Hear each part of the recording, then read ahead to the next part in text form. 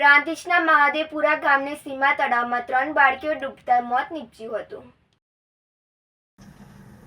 પ્રાંતિજના મહાદેવપુરા ગામની સીમા તળાવમાં 3 બાળકીઓ નાહવા પડતા મોત નીપજ્યું હતું, જેથી સ્થાનિક લોકોને આ ઘટનાની જાણ થતાં તેઓ ઘટના સ્થળે દોડી આવ્યા હતા.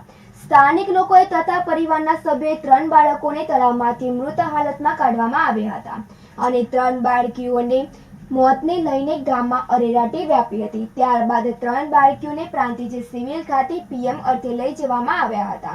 ગઢી ગામની એક જ કુટુંબની 3 બાળકી કિંજલ, રાંજલ તથા મમતા તળાવમાં ડૂબી જતા મોત નીપજ્યું હતું.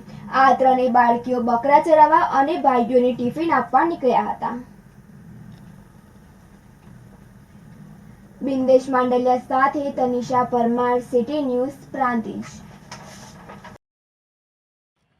બાબર તાલુકાના મેરા ગામની મુખ્ય કેનાલમાં ઇંગ્લિશ દારૂ ભરેલી ઇનોવા ગાડી ખાબકતા ચકચાર મચી જવા પામી હતી.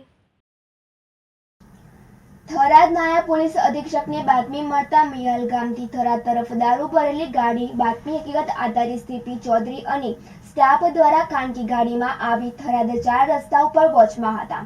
તે દરમિયાન ઇનોવા ગાડી આવતા તેને ઊભી રખાવતા હાથ લાંબો કરેલ, પરંતુ ઇનોવા ગાડી ચાલકે થરાદથી મીઠા તરફ ગાડી બગાડી હતી. થરાદ પોલીસે પીછો કરી બાબર પોલીસને મીઠા ચોકડી ઉપર નાકાબંધીની જાણ કરતા બાબર તાલુકાના મેરા ગામની સીમમાંથી પસાર થતી મુખ્ય નર્મદા કેનાલમાં એક ઇનોવા કાર પોલીસે પીછો કરતા ઇનોવા ભાગતી કેનાલમાં ખાબકી હતી. સદનસીબે કેનાલમાં પાણી ન હોવાથી મોટી જાનહાનિ ટળી હતી.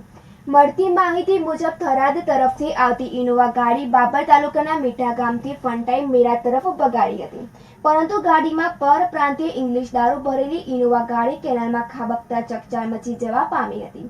પોલીસે મીઠા ચોકડી ઉપર નાકાબંધીમાં હતા.